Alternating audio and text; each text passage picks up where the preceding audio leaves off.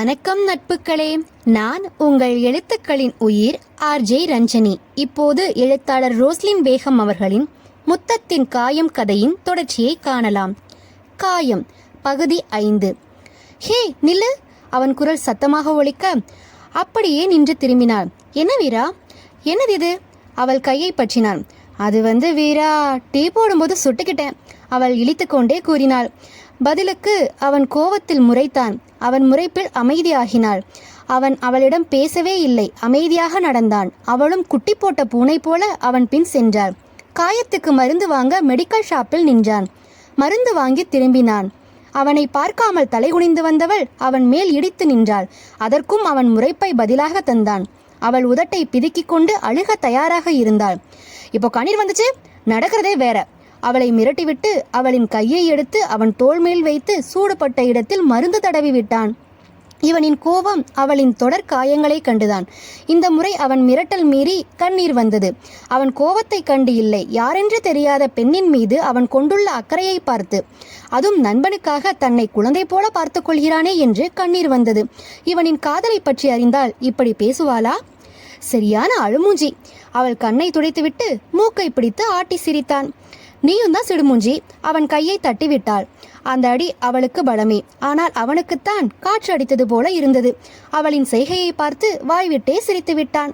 தன்னை மறந்து அவன் சிரிப்பை ரசிக்க ஆரம்பித்தாள் மாது. வீரா, நீ சிரிச்சுக்கிட்டே இரு, அழகா இருக்க. அவள் கூறியதும் தலையில் செல்லமாக தட்டினான்.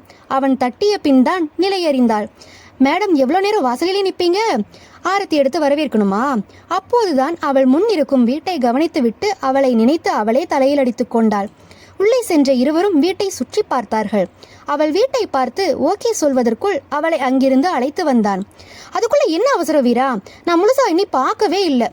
வாயில் சிகரெட் பற்ற வைத்தவன் புகையை இழுத்து விட அவள் இரும்ப ஆரம்பித்தாள். சாரி மாது. பரவாயில்ல, அவள் கூற அவன் அதை கீழே போடுவான் என்று எதிர்பார்த்தாள். ஆனால் அவன் மன்னிப்பு கேட்டுவிட்டு அவள் முகம் பார்க்காமல் திரும்பி நின்று சிகரெட்டை அடித்து முடித்தான். எப்போ பார் இதேதானா? வீட்டில் சரக்கு, ரோட்ல சிகரெட் என்றவள், ஹை மாது, நீ கூட நல்லா பேச ஆரம்பிச்சிட்டியே, தன்னைத்தானே பாராட்டி கொண்டாள். இவள்தான் என்ன ரகமோ என்று அவன் அசந்து பார்த்து கொண்டிருந்தான். டென்ஷன் இருந்தா கொஞ்சம் சிகரெட் அடிப்பேன் மாது என்றான். இப்போ என்ன டென்ஷன் வந்துச்சுன்னு சிகரெட் தெரிஞ்சுக்கலாமா? ஒன்றும் இல்லை, வா அடுத்த வீடு பார்க்க போகலாம். அவன் முன்னே நடந்தான். இந்த வீடு நல்லா தானே இருக்கு வீரா. பின்னே ஓடினாள். அவள் மூச்சு வாங்க ஓடி வருவதை பார்த்து அவள் புறம் திரும்பி நின்றான். வழக்கம் போல அவன் நின்றதை எதிர்பார்க்காமல் இடித்து விழுகப் போனாள்.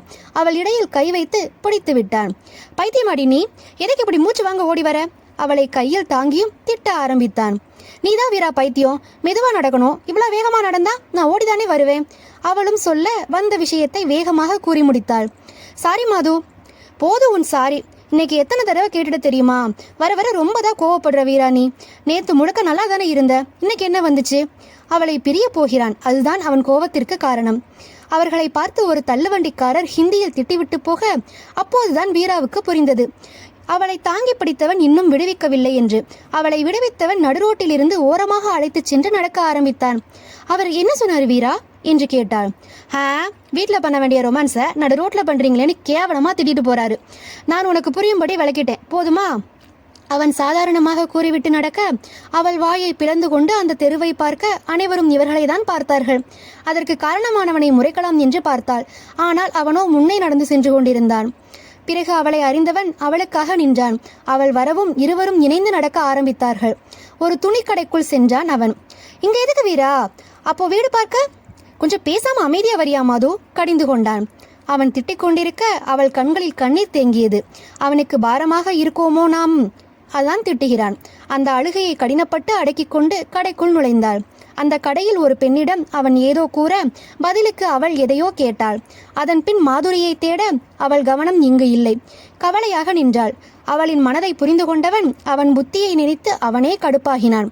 அவளை மேலிருந்து கீழ் பார்த்தவன் அவள் சைஸை சொல்லிவிட்டு அந்த சைஸுக்கு தகுந்த சல்வார் எடுத்து காமிக்கும்படி சொன்னான்.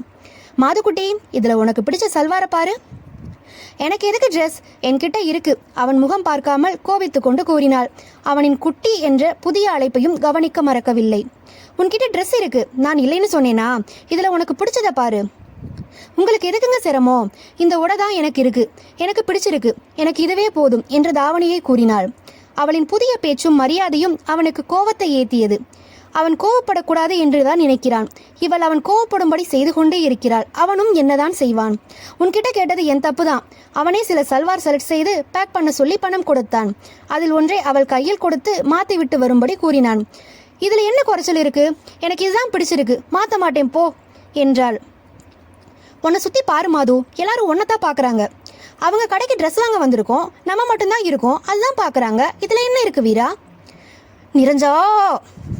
நிரஞ்சனை திட்டிவிட்டு அவள் பக்கம் திரும்பினான். எல்லாரும் உன் ட்ரெஸ்ஸை பார்க்காம அதுக்குள்ள ஒளிஞ்சிருக்கும் உடம்ப தான் பார்க்குறாங்க. உனக்கு புரியலையா? இவ்வளோ வெள்ளந்தியாவா இருப்ப? அவன் கத்தி கூற அவன் பேசும் தமிழ் அங்கிருப்பவர்களுக்குத்தான் புரியவில்லை. அவங்க அப்படித்தான் பார்க்குறாங்கன்னு எப்படி சொல்ற வீரா? அவளை காலையில் தாவணியில் பார்த்தவன் மனம் ஆசை கொண்டு பார்க்க வைத்தது. அப்போ அவனுக்கு தெரியாதா மற்ற ஆண்களின் பார்வை எப்படி இருக்கும் என்று? அவளை அடிக்க தோன்றிய மனதை கட்டுப்படுத்தி கொண்டு, மாதுக்குட்டி, அந்த வீடு ஏன் வேணான்னு சொன்னேன்னு கேட்டியே, அங்கிருந்த அந்த கிழவன் உன்னை தப்பா பார்த்தான், அதான் வேணான்னு சொன்னேன். உன்னை தாவணி கட்ட வேணான்னு சொல்லலை, அதில் நீ ரொம்ப அழகு. அந்த அழகை இவங்க எல்லாரும் தப்பா ரசிக்கிறாங்க. இங்க பாரு, இதே வீட்டுக்குள்ள கட்டிக்கோ, உன்னை யாரு கேட்க போறா? இங்க வேண்டாண்டா ப்ளீஸ், எனக்காக என்றான். அப்போ அந்த டென்ஷன்ல தான் ஸ்மோக் பண்ணியா வீரா? ஆமா. அதனாலதான் கோவப்பட்டியா வீரா? ஆமா. சாரி வீரா, கண்களில் கண்ணீர் பெருக கூறினாள். என்ன மேடம், இப்போ சாரியெல்லாம் கேட்குறீங்க? போடி, போய் மாத்திட்டு வா. அவளின் கண்ணை துடைத்து அனுப்பி வைத்தான். சரியான அழுமூஞ்சி, செல்லும் அவளை பார்த்து கூறினான். ட்ரையல் ரூம் சென்றவள் அங்கிருக்கும் கண்ணாடியை பார்த்து அவளை திட்டிக் கொண்டாள். மாது, ஆளுதான் வளர்ந்திருக்கே தவிர உன் அறிவு கொஞ்சம் கூட வளரவே இல்லடி. திரும்ப திரும்ப பண்ண தப்பையே பண்ணிக்கிட்டு இருக்க. அவன் உனக்கு நல்லதுதான் நினைக்கிறான், நீ தான் அவனை தப்பா நினைச்சு வைக்கிற. இனி அவன்கிட்ட சேட்டை பண்ணாம ஒழுங்கா நடந்துக்கோ. கண்ணாடியில் அவள் முகம் பார்த்து அவளை தானே திட்டிக் கொண்டாள். பின் உடை மாற்ற அவள் உடையை கலட்ட ஏதோ யோசனை வந்தவளாக அந்த அறையை சுற்றி பார்த்தாள். இந்த படத்துலலாம் இந்த மாதிரி ட்ரெஸ் மாத்திர ரூம்ல கேமரா இருக்குமே? அவள் தேடி பார்க்க அப்படி ஒன்றும் இல்லை. அப்புறம் கண்ணாடியை தொட்டு பார்த்தாள். கண்ணாடியில் அவள் கை ஒட்டவில்லை. அதன் பிறகே தைரியமாக உடை மாற்றினாள். சில நேரம் முகம் பார்க்கும் கண்ணாடியிலும் கேமரா இருக்கும். அவளின் அறிவு வேலை செய்யவே அதையும் செக் பண்ணி பார்த்தாள். 10 minutes later, இவ இன்னியுமா ட்ரெஸ் மாத்திரா? பொறுமை இழந்து விட்டான். அரைக்கதவை தட்டச் சென்றான். அவளே திறந்து விட்டாள். அவளின் அழகை கண்டு ஸ்தம்பித்து நின்றான் வீரா. சும்மா சொல்லக்கூடாது, அவ தாவணில தான் அழகுன்னு நினைச்சேன், ஆனா எந்த உடை போட்டாலும் அழகாதான் இருக்கா. அவளை அள்ளி அணைத்து முத்தம் கொடுக்க சொல்லியது அவனின் மனம். டே ராஜா, நீ கொடுத்த ஒரு முத்தத்துக்கே இன்னும் வெட கடக்கலடா ராசா, அதுக்குள்ள இன்னொரு முத்தமா? வாசகர்களின் மைண்ட் வாய்ஸ். அவனின் மனதை கட்டுப்படுத்தியவன் வா போகலாம், வேறு எதுவும் பேசாமல் திரும்பி நடக்க ஆரம்பித்தான். வீரா, இந்த ட்ரெஸ் எனக்கு எப்படி இருக்குன்னு நீ சொல்லவே இல்லையே. நான் சும்மா இருந்தாலும் சண்டால சிரிக்கி இவ சும்மா இருக்க விட மாட்டேங்கிறாளே. கோவத்திலேயே சரி, இந்த விஷயத்திலேயே சரி. தன் மனதோடு பேசிக்கொண்டே வந்தான். வீரா சொல்லு, எப்படி இருக்கேன்? நல்லா இருக்க மாதுக்குட்டி. இப்போ நேரம் ஆக போகுது, போவோமா? உன் செலக்ஷன் சூப்பர் வீரா. அவளும் உடன் நடக்க ஆரம்பித்தாள். அப்போது அவளை தப்பாக பார்த்த கண்கள் இப்போது அவளின் உண்மை அழகை ரசித்தது. அதை பார்த்தும் கூட வீராவுக்கு கோபமே பொங்கியது. அதையெல்லாம் கவனித்த மாது சிரித்துவிட்டு அந்த கடையை விட்டு அவனை வேகமாக தள்ளிக்கொண்டு வெளியே வந்தாள். கடவுளே, இன்னைக்கு கொஞ்ச நேரம் எங்க இருந்தேன்? என் மம்மி காலத்து ட்ரெஸ் எல்லாம் போடணும்னு சொல்லுவான் இவன். அங்கிருந்து வெளியே வந்தவுடன் தான் அவளுக்கு மூச்சே வந்தது. ஒரு வழியாக அடுத்த வீட்டை அடைந்தார்கள். இருவருக்கும் அந்த வீட்டின் சூழல் பிடித்து போகவே அட்வான்ஸ் கொடுத்துவிட்டு நாளை குடிவருவதாக கூறி விடை பெற்றார்கள். அந்த வீட்டின் ஓனர் ஒரு வயதான பாட்டி, நல்ல குணமுள்ளவர். அந்த வீட்டின் கீழ்த்தளத்தில் தான் அவர் வசிக்கிறார். மாடி வீட்டில்தான் இவரது வீடு. அவருக்கு மாதுவை பார்த்ததும் பிடித்துவிட்டது. மாதுக்கும் அப்படித்தான். இருவரும் வெகு நேரம் பேசிக் கொண்டிருந்தார்கள். ஒருவரின் மொழி ஒருவருக்கு புரியவில்லை என்றாலும் அவர்கள் கூறும் செய்தி புரிந்துதான் போனது. இதில் மாது வீராவை மறந்ததுதான் ஆச்சரியமே. அவனும் அவள் பேசுவதை ரசித்துக்கொண்டு நின்றிருந்தான். பின்பு நேரமானது அறிந்து அட்வான்ஸ் கொடுத்துவிட்டு பாட்டிக்கு பாய் சொல்லிவிட்டு விடை பெற்றார்கள். பாட்டி நல்லவங்களா இருக்காங்கல்ல வீரா? ஏதோ அதிசயத்தை பார்த்தது போல பேசிக்கொண்டு வந்தாள். பேசி பேசி டயர்டாகி அவளுக்கு பசிக்கவே அவள் அவனிடம் எப்படி கூறலாம் என்று வாயெடுத்தாள். அவனை ஹோட்டல் நோக்கி சென்றான். ஹையா ஜாலி, வீரானா வீராதான். துள்ளி குதித்து கொண்டு ஹோட்டல் சென்று அவன் கூறுவதற்குள் அவளே லிஸ்ட் அடுக்கி கொண்டு போனாள். மாதுக்குட்டி, 2 நாள் வச்சு சாப்பிட போறியாடா? நான் அப்போ வாங்கி தரேன்டி உனக்கு. அப்போ அதுக்கும் சேர்த்து ஆர்டர் பண்றேன், கொஞ்சமா வாங்கிக்கலாம். ஹே வீரா, இது இப்போ சாப்பிட மட்டும்தான். சிறிது தயக்கம் கூச்சம் இல்லாமல் வெளுத்து வாங்கிவிட்டாள் நாயகி. கடைசியா தண்ணீர் குடிக்கும்போது, வீரா காசு இருக்கா? நான் கொஞ்சம் எக்ஸ்ட்ரா வாங்கிட்டேன்னு நினைக்கிறேன். அப்பாவி போல முகத்தை வைத்து கொண்டு கேட்க, அடி பாதகத்தி, சாப்பிட்டு முடிச்சுட்டு கேட்கிறியடி இத அப்படின்னு மனதில் மட்டுமே நினைக்க முடித்தது. சொல்லாமல் பில் கொடுக்க சென்றான். என்ன ஏதும் சொல்லாமலே போறான்? பாத்திரங்களும் வச்சிருவானோ? நம்ம வேற பசியில யோசிக்காம வெட்டுன்னு வெட்டிட்டோமே. அவள் அவனை தேட அவன் பில் கொடுப்பதை பார்த்துதான் நிம்மதியடைந்தாள். பெரும் ஏப்பம் ஒன்றை விட்டாள். வீரா, தூக்கம் வருது. அடுத்து வீட்டுக்கு தானே? இல்லை, சில பொருட்கள் வாங்கணும், ஷாப்பிங் போகணும், வா. அதான் வீட்டில் பொருள் இருக்குல்ல, அதை அப்படியே ஷிஃப்ட் பண்ணா போச்சு. மாதுக்குட்டி, ப்ளீஸ் அமைதியாக வரீங்களா? அவனின் கெஞ்சல் அழைப்பில் சிரித்து கொண்டு அவனுடன் நடக்க ஆரம்பித்தாள். பின்பு சந்தை சென்றார்கள். வீட்டுக்கு தேவையான துடப்பம், மக்கு என்று வாங்க அவள் யோசனையுடன் அவனை பார்த்தாள். ஆனால் ஏதும் கேட்கவில்லை. இறுதியாக அவளுக்கு தேவையானவற்றையே வாங்க இன்னும் அமைதியாக இருந்தால் அது மாதுரியே இல்லையே. வீரா, எனக்கு தேவையானதை மட்டும் வாங்குற, உனக்கு ஏதும் தேவைப்படாதா? உன் வீட்டுக்கு நீ போற, உனக்கு தேவையானது தானே வாங்குவேன். அவள் பக்கம் திரும்பாமல் பதில் கூறினான். என் வீடா? வீரா, நீ என்ன சொல்ற? ஒரு நாளைக்கு என் வீட்டில் நீ இருக்கிறது ஓகே மாது. எத்தனை நாளைக்கு அந்த வீட்டில் என் கூட உன்னால் இருக்க முடியும்? உன்னை கல்யாணம் பண்ணிக்க போறவருக்கு இந்த விஷயம் தெரிய வந்து உன்னை தப்பா நினைச்சா நீ என்ன பண்ணுவ? அவன் எப்போதும் கூட சாதாரணமாக கூறினான். இங்கு கோபமே வராத மாதுவுக்கு கோபம் வந்து அவனை அடித்தே விட்டாள். என்ன பேசுற வீரா? அப்படி ஒருத்தன் எனக்கு தேவையே இல்லை. நான் உன் கூட தான் இருப்பேன். மற்றவங்களை பற்றி நீ ஏன் நினைக்கிற? நீ சரியா தானே இருக்க. ஒன்று அந்த வீட்டில் இருப்போம், இல்லைன்னா புது வீட்டுக்கு போவோம். என்னை தனியாக விட்டு போகணும்னு நினைச்ச? அவள் விரல் நீட்டி எச்சரித்தாள்.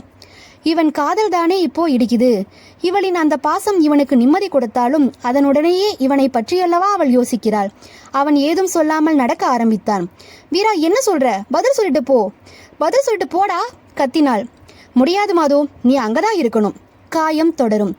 அருமை நண்பர்களே, இந்த கதையும் கதையில் ஒன்றி போகும் என் குரலும் உங்களுக்கு பிடித்திருந்தால் லைக் பண்ணுங்க, ஷேர் பண்ணுங்க, கமெண்ட் பண்ணுங்க, மறக்காம சப்ஸ்கிரைப் பண்ணுங்க.